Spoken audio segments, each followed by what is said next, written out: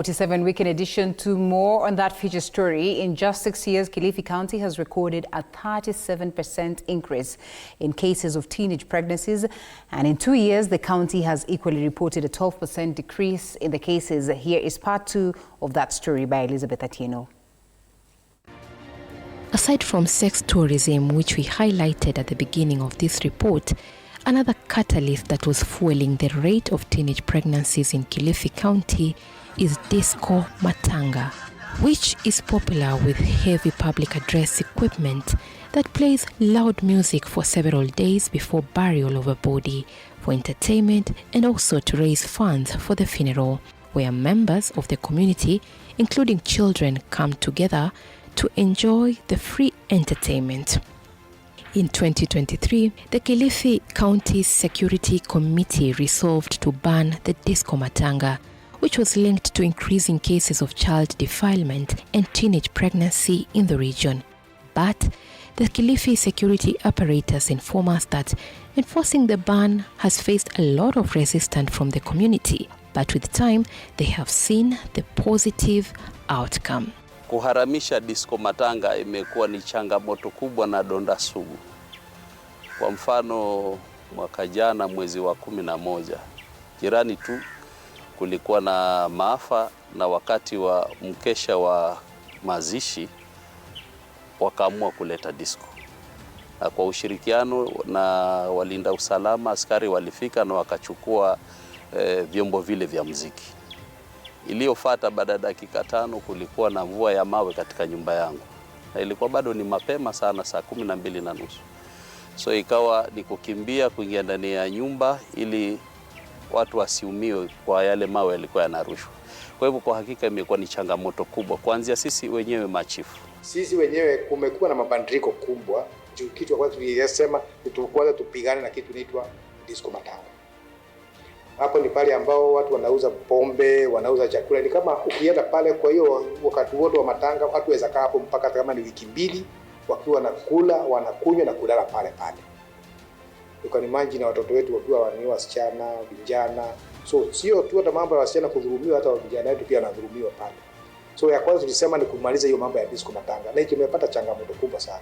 Persistently we started fighting against disco matangas, and right now let me tell you, you can sleep very well in Kilifi, all over Kilifi County, without being disturbed at night that there is a disco matanga. But we had to make a resolve that the bodies would be released on the day of the burial.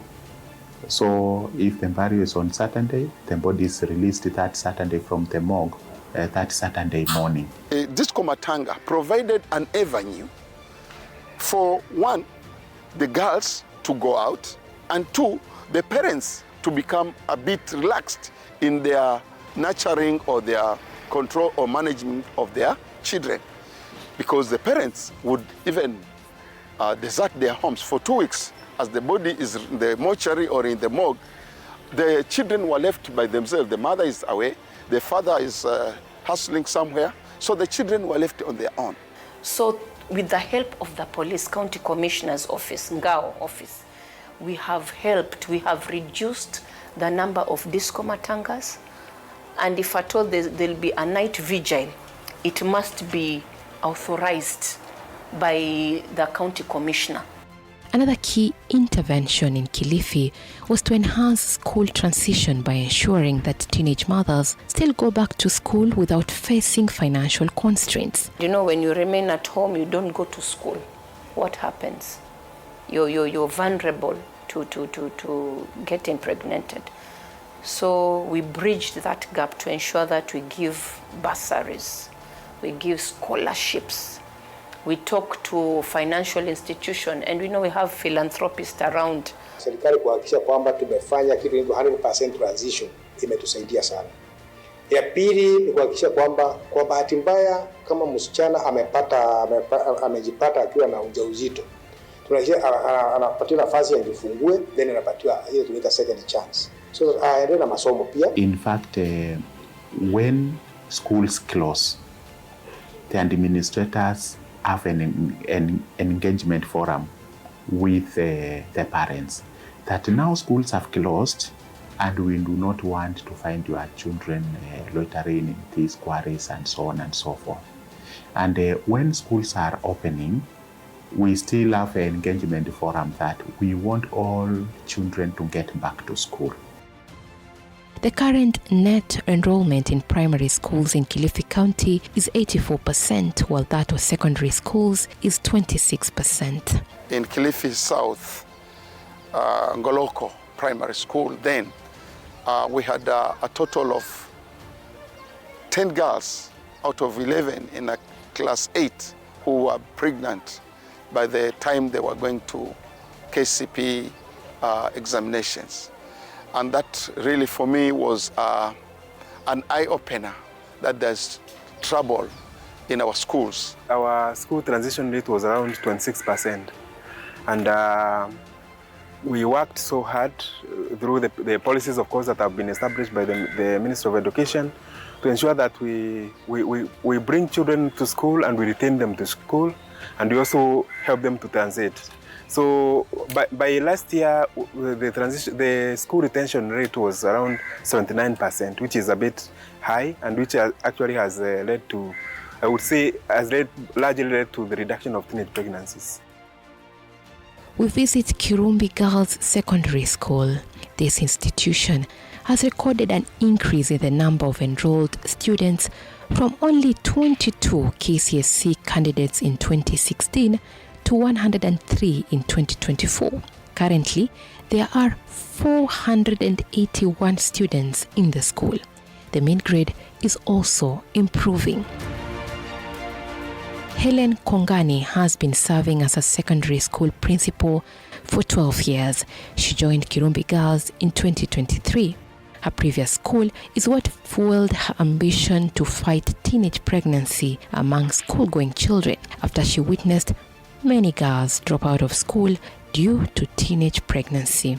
Kongani tells us she was fully aware that the matter was a ticking time bomb and something urgent needed to be done. And that's when she came up with a resolution.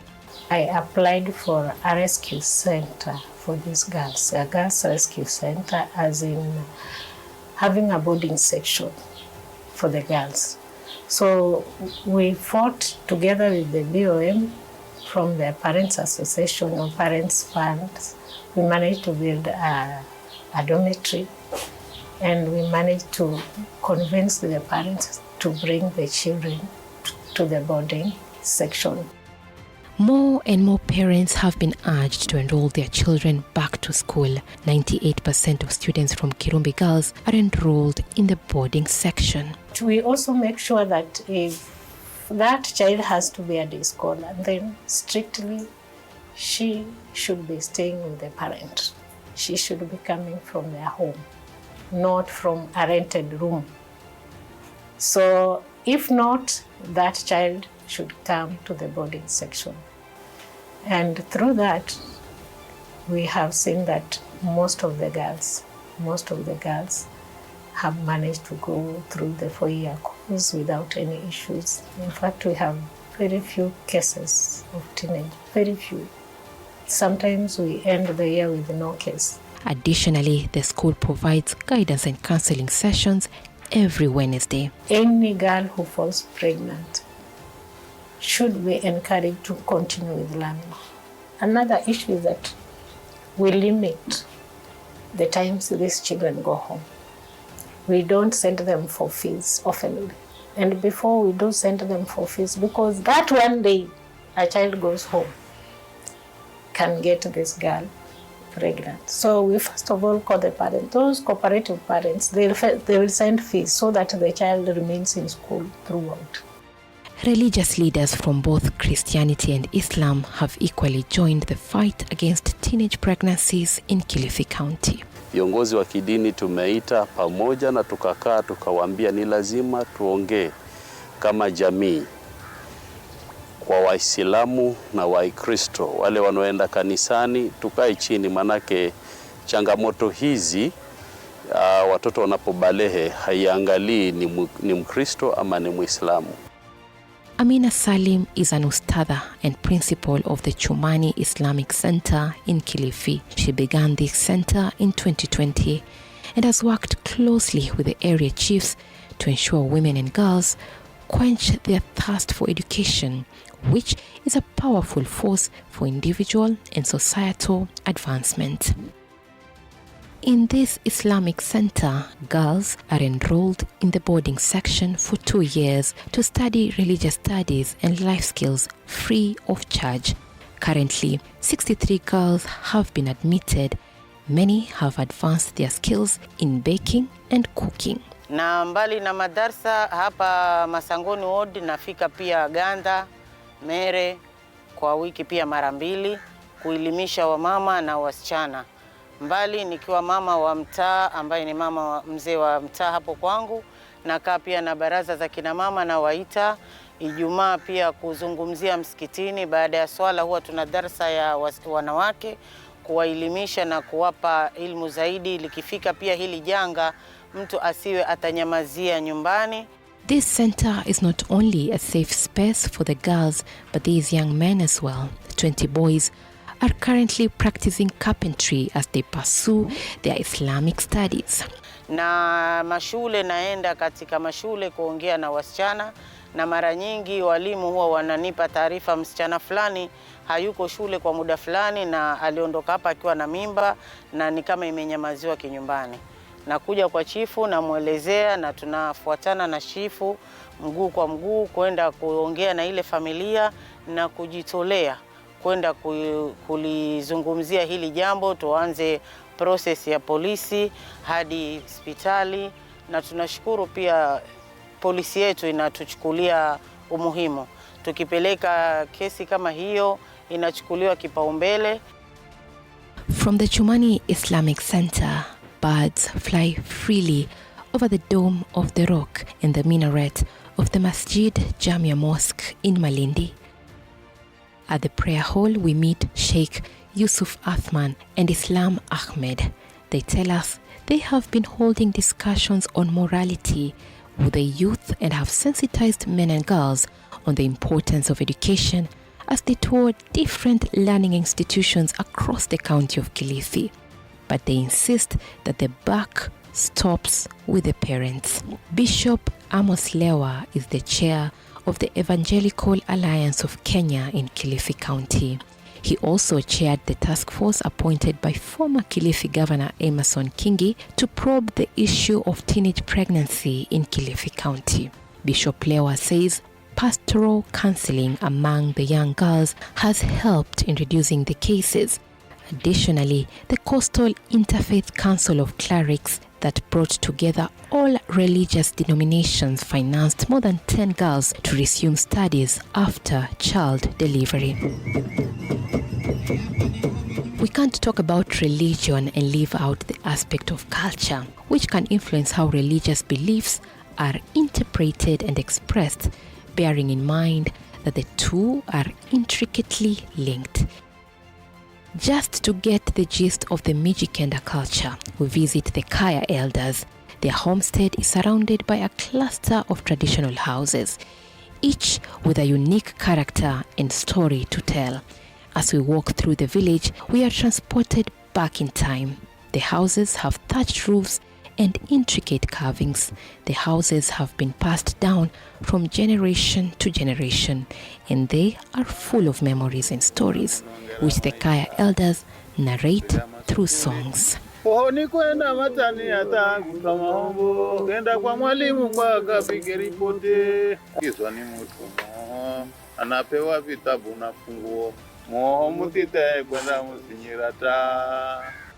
Kaya elders have also been at the forefront in curbing cases of teenage pregnancies. Every year since 2010, the elders walk for over 340 kilometers for 10 days to talk about peace while amplifying their voices against teenage pregnancies, insisting that culture does not allow girls to marry before the appropriate age. They say the awareness campaign has helped reduce cases of teenage pregnancies. Kulikuwa kuna mpangilio ya vile msichana atakavyokuwa na mpangilio wa vile mvulana atakavyokuwa, kwa sababu wote walikuwa wanapewa nafasi ya kutangamana, lakini hawapewi uhuru wa kutenda jambo ambalo halistahili katika jamii.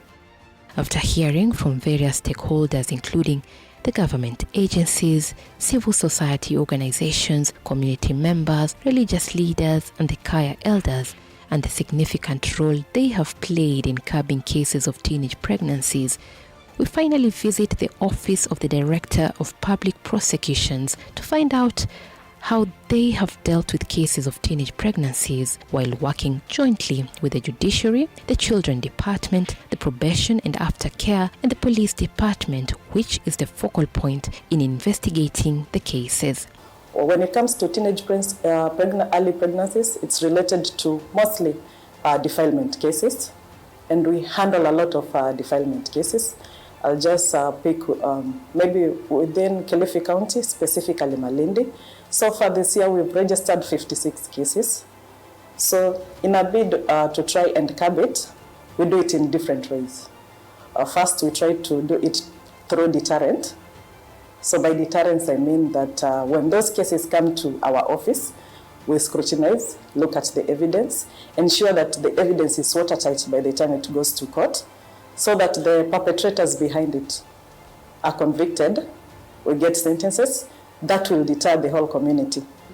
One gap that I would say arises is when it comes to children of very tender years.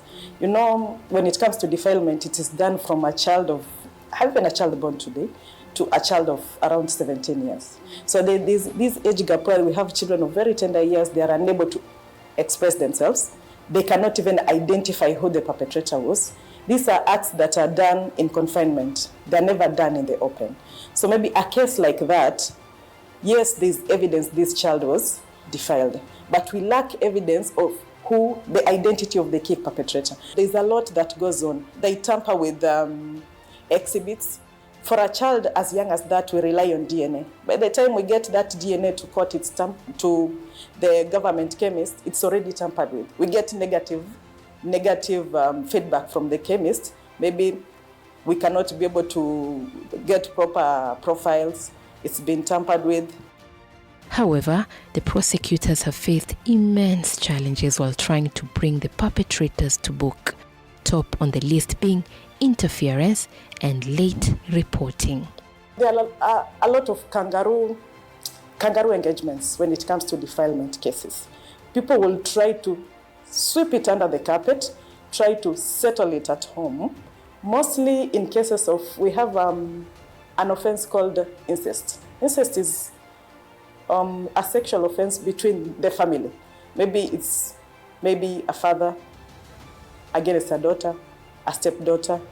They will try, an uncle, they would try to sweep it under the carpet, do it in a kangaroo way at home so that it does not get to court. So we always try through the barazas, we try to engage the barazas, tell them that it is not allowed under the law to make such arrangements. Additionally, the Kilifi County Assembly has since tabled a bill on gender-based violence, reproductive, maternal and child health, as well as the Collaboration and Awareness Bill. The bills have gone through public participation. Currently, there is one public safe house in Kilifi with 40 girls, the low number being a clear indication that indeed the rates of teenage pregnancies have reduced. As the birds fly deep into the horizon, their wings blur in motion and they soon fade from sight. The birds can best describe the fight against teenage pregnancy in Kilifi County. A once serious menace is gradually fading away with time. The residents of Kilifi now have one mission: to completely eradicate the vice before 2030. Kilifi County has reported a significant decrease in cases of teenage pregnancies. This has been attributed to the close collaboration between the government, security personnel, healthcare workers, education stakeholders, religious leaders, and more so the local community, including the youth and the Kaya elders. Elizabeth Atieno, TV47, Kilifi County.